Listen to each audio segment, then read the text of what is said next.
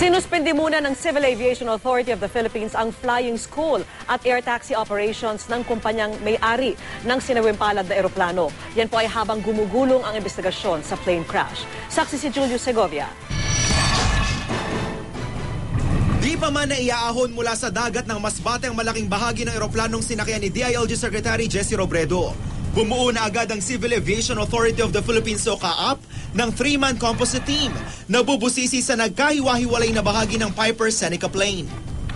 There might have been an engine failure, that one of the two engines might have failed.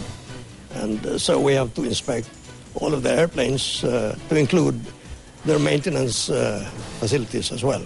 12 taon ang ginagamit ng kumpanyang Aviatur ang eroplano bago ang malagim na aksidente sa Masbate.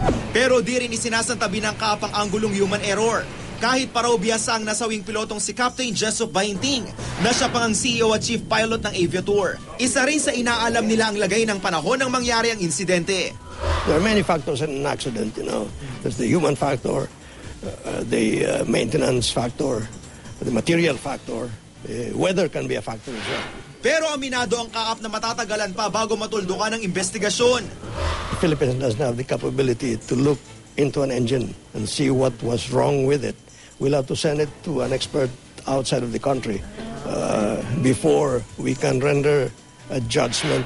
Maliban sa mga text ng AD Robredo bago ang plane crash, wala raw impormasyon ng CAAP kung nakatawag pa sa air tower ng Piper Seneca.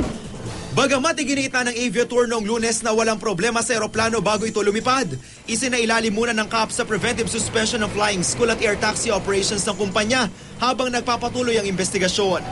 Bago sa Masbate, may bumagsak na ring 4-seater Cessna plane ng Aviatur sa Camiguin nitong Marso, kung saan 2 patay at 3 ang sugatan. Ako si Julio Segovia, ang inyong saksi.